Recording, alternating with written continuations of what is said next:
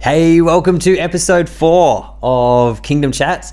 We're going to dive straight in today. Okay? Yeah. Last week it was so good. We were talking about what it looks like to be devoted to community, devoted to fellowship, as we're in this block of exploring what does kingdom community look like. Yeah. So what I want to do this week is dive straight back in. We're going to read the passage in Acts chapter 2, which we're using as the foundation for this little series. This is Acts chapter 2, verse 42 to 47. Our context for this is that Jesus has come to earth. He's brought the message of the kingdom, and now he's given it to his disciples to take the kingdom into all the world. He's gone back to heaven. And as they're living out the kingdom, the first description we get, this is what it looks like for their community. So we're looking in this block at what does kingdom community look like? How do we relate to each other? So Kyra's going to read that, and then we're going to continue straight on. Awesome. Starting from verse 42. And they devoted themselves to the apostles' teaching and the fellowship, to breaking of bread and the prayers. And awe came upon every soul, and many wonders and signs were being done through the apostles. And all who believed were together and had all things in common, and they were selling their possessions and belongings and distributing the proceeds to all as any had need. And day by day, attending the temple together and breaking bread in their homes, they received their food with glad and generous hearts, praising God and having favour with all the people. And the Lord added to their number day by day those who were being saved. It's so good, isn't it? Yeah. I said this last week, but every time I hear that, I'm like, I want that to be how people describe our community. That's right. It's such a great picture. So last week, we won't talk about it all again. You can go back and listen to that one. But we talked about what it means to be devoted to community, devoted to fellowship. It says that in verse 42, they were devoted to 4 things: the apostles' teaching, to fellowship, breaking of bread, and the prayers. And we talked about how that sense of devoted means that you're committed to it. There's a value you place on it. And we used that example of if you looked at someone's life and followed them around, you could tell if they were devoted to their fitness, devoted to health by their actions, by what they do. They're probably not going to say, oh, I'm not interested in being fit. I'm not interested in being healthy. Everyone desires that. But desiring it and wanting it and intending it are different to being devoted to it. Yeah. It means it gets a value. It means it's like I'm thinking it's like a trump card. You know, there's all the other cards there and it's the trump. It's like that gets the higher priority because I'm devoted to that. Yeah. I'm committed to it. So we left you last week with the challenge of what does it look like to be devoted to fellowship. And this week we want to continue on the next thing that says there. It says they were devoted to the apostles' teaching, to fellowship, and the breaking of bread. It mentions that concept of breaking of bread a lot of times in this passage. I think there's a significance to that, to being, what does it look like here, Kyra? What does it look like to be devoted to the breaking of bread? Yeah. Does it mean we eat a lot of carbs? Yeah. I'm all for it. I'm not against the carbs. No one's going to say no to that. My body may say it's against the carbs. But, anyway, breaking of bread, I think, it's interesting, and we talked about this at our Kingdom Families Central just recently, but talking about breaking of bread, we often think of it now in our context as that moment of communion. So, we might come to church on a Sunday and break bread, which, in our mind is we get a small cracker and we get the juice and we remember Jesus' sacrifice. But breaking of bread, I think, especially to the Jewish people, it was a big part of their culture, eating food, and there was a lot of things around food, but it was certainly something that was used often as a way of celebrating and marking different occasions. Was breaking of bread together, eating a meal together.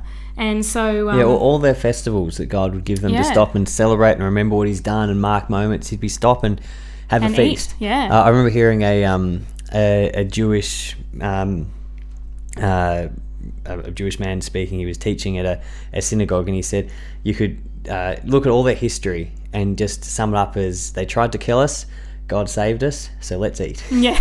And he's like, sounds great. Yeah, but that's what they do. You see all through the history, something would happen, God would save them, and he'd say, now mark it with the feast. Yeah, that's great. And so that was a huge part of their culture.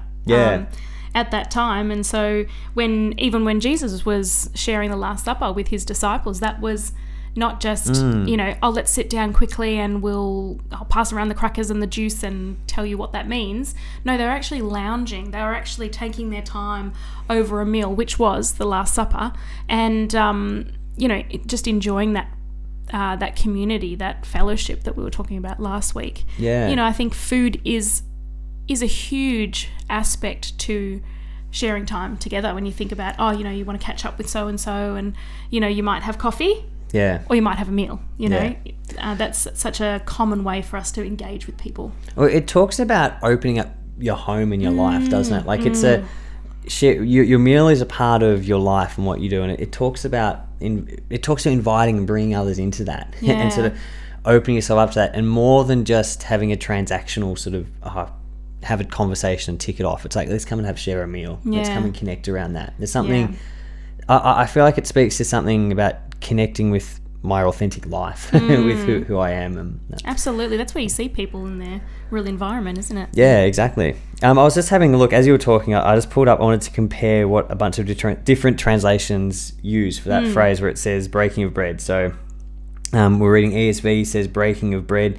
In the Passion, it talks about sharing communion. The Amplified, it talks about sharing meals together. The Message, it talks about they were committed to the common meal. And a lot of them reference that to sharing meals. NLT says, and to sharing in meals, including the Lord's Supper. Yeah. So even that, it talks about a sense of it saying we're committed to sharing meals. And I think it says even there in verse 46, it says, day by day, they were attending the temple together, breaking bread in their homes. They received their food with glad and generous hearts. So it says every day they were connecting, going to the temple together, worshipping, and then coming back and sharing meals in their homes, sharing the food with glad and generous hearts. Yeah, it's a beautiful picture. Yeah. I love that sense of we're in and out of each other's lives. We're open to each other. There's not a sense where it's like, and I'm not saying it's unhealthy to have your own space. It's good to have your own space. But, you know, that sense of, you know, you're welcome to do life alongside me. You're welcome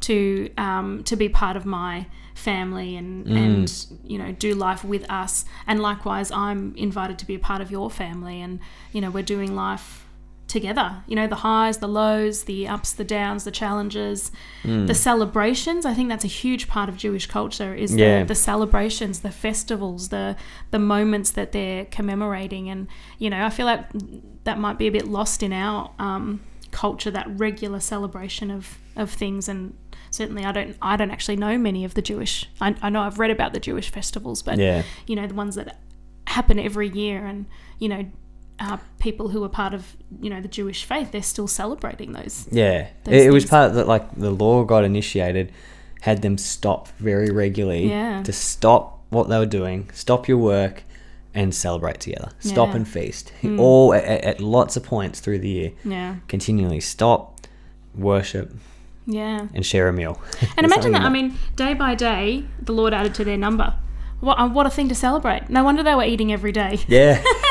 Come round to my house, you new Christian, and I want to celebrate with you and hear your life story. Yeah, exactly. That's good, isn't it? the meals are to be getting bigger and bigger. Yeah. Imagine like you have your community group round every week. There's more and more and more people that you're feeding. Well, give me the challenge. I want to, in closing with this one, what are your thoughts, Cara? What can this look like for us in our life? Like we can say very simply, open your homes to people, have people around for meals, connect with your community, connect with other believers and do life alongside. Do you have any other thoughts for practically, like, what can this look like? Yeah. What does this mean for us? I mean, you know, we've been thinking about this lately, and you know, our community group, we share a meal each time we meet, which is always really nice. You have that time together, share a meal, and then you know, dive into questions or, you know, talking about things more deeply. So that's one aspect. You know, after church, it might look like, you know, having another family, you know, few families get together. You know, maybe hospitality is not your strength, and that's totally okay. We're all gifted differently. But you know, you might go out for a meal and you know, build community. You might go to a park. You might, you know, it doesn't have to be come to my house. But look for ways that you can, you know, actually engage with other people rather than, you know, being by yourself. I think I like the phrase you said before. It speaks to being, like you said, in and out of each other's lives. Yes. You're sort of, I think what we're saying here is building a sense with your kingdom community that you're actually in each other's lives. Yeah. You know, there can be this sense in Christian cultures to say, I live my life and then I block out, you know, Sunday morning is my kingdom time, and maybe Tuesday night or something I've got a small group. You know what I mean? It's like, you know, or even Thursday night I've got band practice, I've got here, then that's my church life segregated, and then the rest of it, that's my life. What I would encourage you to do is that I don't think that's kingdom culture. Kingdom community is that when you connect in with kingdom community, it's like you're in and out of each other's lives. A bowl of spaghetti. Yeah, exactly. My dad used to talk about the example of a pie, but you know, like if you make like a mince pie or a shepherd's pie, something that's really runny underneath, and so on the top you got this pastry, and it's like you segregate it all, but when you actually cut beneath that, it's just all mixed together anyway. Free for all. I think that's sometimes how our kingdom life is meant to be, not this like segregated, perfect. Here's my kingdom community time, and at this point I will have someone around, or at this point I'll go to church and I'll do the fellowship, and I'm even going to set aside an extra 20 minutes to stay around after church and have a coffee and do the fellowship.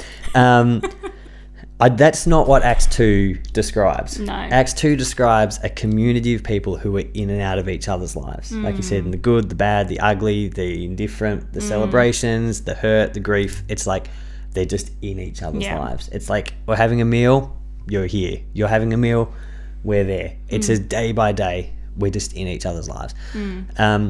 We're not saying it's not. It is healthy to have boundaries and have your own space. That's not what we're talking about. That's not the point of this. But the heart of this is that kingdom community is about authentically connecting. It's not just segregating out and having your little slots for things. It's about authentically intertwining your lives with others. Yeah. And I think that's part of what Breaking Bread speaks to. Yeah, absolutely. So be encouraged. Yeah. Go away and think about that. There'll be some questions for you to dive deeper into that this week. And we encourage you to keep thinking about how you can line up your priorities and your week to reflect your devotion to fellowship and breaking of bread. Sounds good. Be blessed, week. Kingdom Fams. See ya.